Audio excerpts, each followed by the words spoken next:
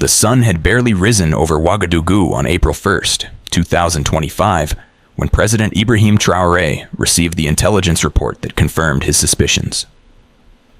The document contained intercepted communications, bank transfers, and meeting locations, all pointing to the same conclusion: a coup was imminent. Not just any coup, but one meticulously engineered by former colonial powers working through regional proxies. Traoré sat alone in his office, reviewing the evidence.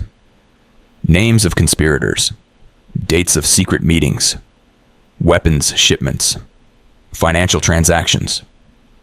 And at the center of it all, a location repeatedly mentioned in encrypted messages: the Lagoon. The president's security advisor entered after a brief knock. "The meeting is assembled, sir. They're waiting." Traoré nodded, gathering the documents. How many of them know? Only the inner circle. 3 ministers, the intelligence director, and your military commander. And Commander Wrao. The advisor's expression tightened. He was invited, but claimed urgent business elsewhere. "I'm sure he did," Traoré replied, his voice calm despite the weight of betrayal it carried. The conference room fell silent as Traoré entered. The faces around the table reflected varying degrees of concern, curiosity, and in one case, though carefully masked, fear. "Thank you for coming on such short notice," Traoré began, dispensing with formalities. "What I'm about to share must not leave this room. We have confirmed intelligence that a coup is being organized against our government." He distributed copies of the most critical documents, allowing a moment for his team to grasp the gravity of the situation. This isn't merely an internal matter. Foreign powers are directly involved, operating through regional allies. They've established a command center just across our border, which they refer to as the Lagoon. The defense minister looked up sharply. "Côte d'Ivoire." "Precisely," Traoré confirmed. "President Ouattara has personally guaranteed certain parties that our revolution will be neutralized. His exact words, according to our source, were that he would make Traoré pay for disrupting French interests in the region." The foreign affairs minister shook his head in dismay. "They're still punishing us for asking French forces to leave, for controlling our own gold reserves, for forming alliances with Russia and China based on respect rather than exploitation." "This goes beyond punishment," Traoré responded. "This is about prevention. They fear what we represent, an African nation determining its own path. They've invested centuries in the narrative that we cannot govern ourselves, that we need their guidance and protection. Our success exposes that lie." He turned to a specific page in the report. "According to these communications, they believe the timing is perfect. Western media has been amplifying calls for immediate elections. International organizations are questioning our legitimacy. Even some African leaders, those still comfortable in neo-colonial arrangements, have criticized our revolutionary approach." The finance minister, a former banker who had abandoned a lucrative international career to serve his country, studied the financial transactions outlined in the report. "These sums are significant. They're not just buying a few disgruntled officers. They're financing an entire shadow infrastructure." "Multiple layers," Traoré agreed. "Some participants believe they're supporting democratic transition. Others understand the true objective: installing a government that will reinstate foreign control over our resources, particularly gold." The room fell silent as the implications settled. It was the intelligence director who finally spoke. "Sir, these documents suggest involvement from within our military leadership." "Yes," Traoré confirmed, "including individuals I once considered allies. Commander Frederick Wrao is coordinating with the conspirators." The betrayal was personal. Wrao had fought alongside Traoré, shared meals with him, discussed visions for Burkina Faso's future. Now he had chosen a different path. The question before us is how to respond, Traoré continued. We could arrest the known conspirators immediately, but that would alert others whose identities remain hidden. We need to understand the full scope of this network. The meeting continued for hours, strategies proposed and discarded, contingencies considered and refined. As it concluded, Traoré made a decision that surprised his advisors. Tomorrow, I will address the nation. Not about the specific plot, that remains classified, but about the broader challenge we face. The people deserve to understand why we must remain vigilant, why our revolution requires time before we can transition to electoral politics. Is that wise, sir? Questioned the communications director. Revealing even that much might alert the conspirators. They already know we're watching, Traoré replied. What they don't understand is that we're fighting for something beyond power. This isn't about me retaining the presidency.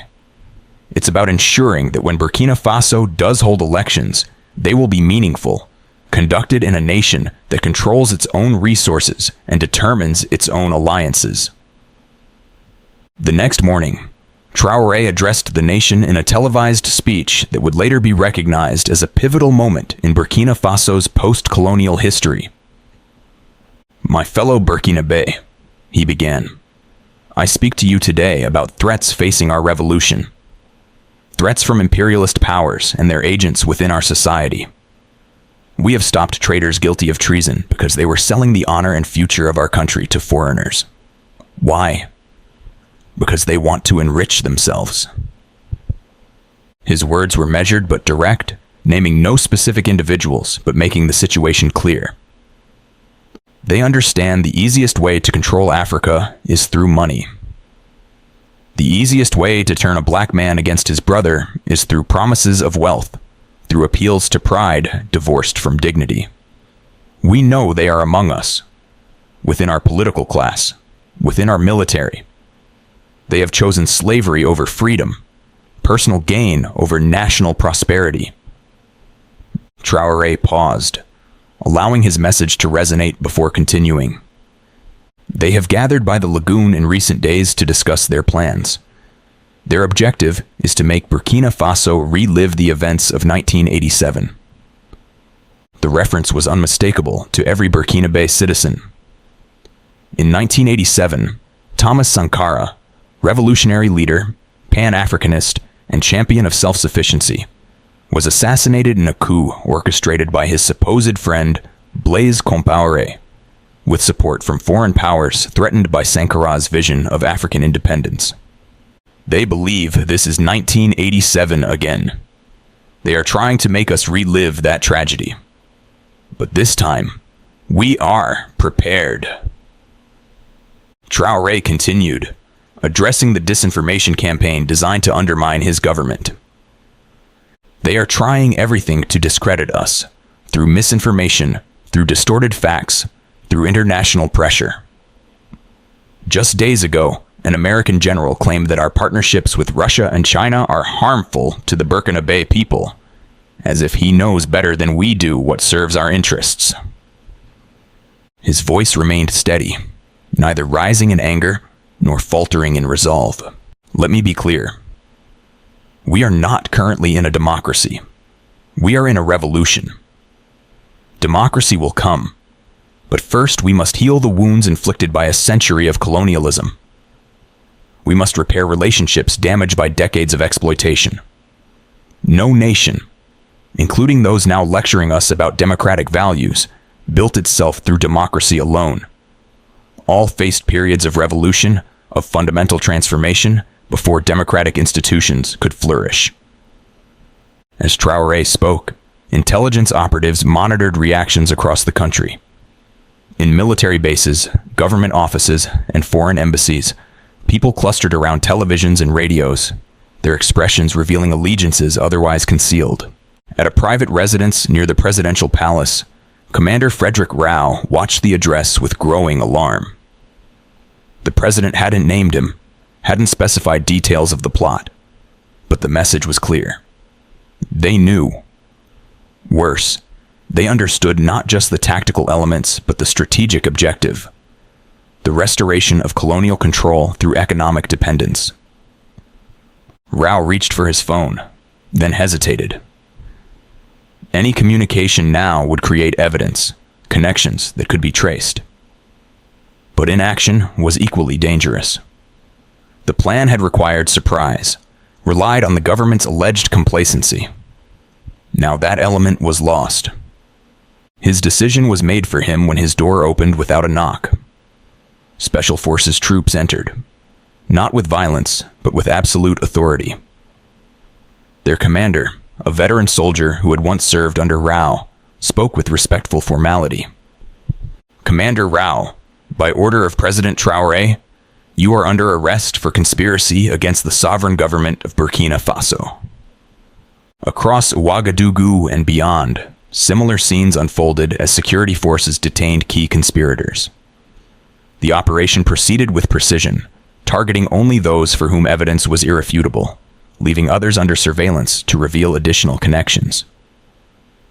In the neighboring nation of Côte d'Ivoire, at a luxury resort near Abidjan's Lagoon, a group of diplomats, intelligence officers, and corporate representatives received news of the arrests with consternation. Their local assets were being neutralized, their carefully constructed network unraveling. A French intelligence officer closed his laptop with barely controlled frustration. "How much does he know?" "Enough," replied an executive from a multinational mining corporation. "The question is what happens next." "We withdraw," stated a senior diplomat, his decision clearly already made. "Regroup and reassess. There will be other opportunities." The following day, President Traoré convened his cabinet to discuss the coup attempt and its implications. The meeting was not held in a government building, but at a small farm cooperative outside the capital, a place Traoré visited regularly to stay connected with agricultural initiatives central to his vision of self-sufficiency. 17 arrests so far, reported the Justice Minister, all with substantial evidence of involvement. Commander Wrao has begun providing information in exchange for consideration during his trial. "And the foreign connections?" asked Traoré. The Foreign Affairs Minister consulted his notes. "We've documented communication with officials from 3 European nations and 2 African states, most conducted through private channels rather than diplomatic ones, which tells us they knew they were operating outside international norms." Traoré nodded thoughtfully. "We won't publicly name these countries yet. That would escalate tensions when our priority must be stability and development. But we will communicate privately that we know their role and expect such interference to cease." "What about elections, sir?" asked a younger minister who had previously advocated for a faster transition to civilian rule. "The international community is using this issue to question our legitimacy. The same international community that was orchestrating our overthrow," Traoré replied without rancor. "We will hold elections when Burkina Faso is secure from terrorism, when our economy serves Burkina Faso rather than foreign interests, when our people have the education and information needed to make truly independent choices." He looked around the table, making eye contact with each minister in turn. What purpose would elections serve if the resulting government remained controlled by external powers?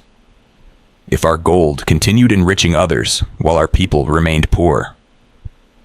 If our international alliances were determined in Paris or Washington rather than Ouagadougou? No one disagreed. They had witnessed enough African democracies where elections changed faces, but not fundamental power structures. "Our path forward remains clear," Traoré continued. "Security, economic sovereignty, educational transformation. When a foreign corporation extracts our gold, 10% of profits remain in Burkina Faso. When we manage extraction ourselves, that figure rises to 80%. Which approach better serves democratic development?" In the weeks that followed, Burkina Faso faced intensified international pressure. Western media outlets portrayed the arrests as political repression. Financial institutions warned of investment risks. Former colonial powers issued statements expressing deep concern about democratic backsliding while carefully avoiding mention of their documented interference. Yet domestically, support for Traoré's government remained strong, even growing as details of the thwarted coup became known. Citizens organized demonstrations supporting sovereignty and revolutionary transformation. Market women established a fund to support families of soldiers killed fighting terrorism. University students volunteered to teach literacy in rural communities. The Lagoon plot, as it became known, ultimately strengthened rather than weakened Burkina Faso's revolutionary project. The exposure of foreign interference validated Traoré's cautious approach to democratic transition. The identification of internal collaborators allowed for necessary security reforms. Most importantly, the transparent handling of the crisis, addressing its root causes rather than just its symptoms, deepened public trust in a government committed to genuine independence. 2 months after the coup attempt, Traoré visited a newly established agricultural training center in Bobo-Dioulasso, Burkina Faso's second-largest city. The facility had been converted from a former military base, a symbolic transformation from security through force to security through self-sufficiency. As he toured demonstration fields where students learned modern farming techniques adapted for local conditions, a young woman approached him with a question that cut to the heart of Burkina Faso's ongoing revolutionary process. "Mr. President," she asked, "the instructors here tell us we're building a new Burkina Faso that will never again be controlled by foreign powers. But those powers are so much stronger than we are. How can we really achieve independence when they have so many ways to pressure us?" Traoré considered her question seriously, respecting its legitimacy. Then he gestured toward the fields around them, where dozens of young Burkinabés were learning to feed their nation. "They appear stronger because they have more weapons, more money, more global influence," he acknowledged. "But their strength depends on our weakness, our disunity, our belief that we cannot govern ourselves. Each time we grow our own food instead of importing it, each time we process our own resources instead of exporting raw materials, each time we solve our own problems instead of accepting foreign solutions, we diminish their power and increase our own." The student nodded, but her expression remained skeptical. "Look at what happened with the coup attempt," Traoré continued. "They gathered powerful forces against us. Money, intelligence resources, regional allies. Yet they failed. Not primarily because of our security measures, though those were necessary, but because our revolution is rooted in the aspirations of ordinary Burkinabé. A government can be overthrown. A military can be defeated. But a people committed to self-determination cannot be permanently suppressed." As he walked away, Traoré reflected on Thomas Sankara's words from decades earlier. "A soldier without political education is a potential criminal." The young woman's question demonstrated exactly the kind of political consciousness essential for durable independence. The Lagoon plot had been defeated, but Traoré harbored no illusions that it would be the last attempt to return Burkina Faso to colonial control. The struggle would continue as long as the nation's independence threatened entrenched global power structures.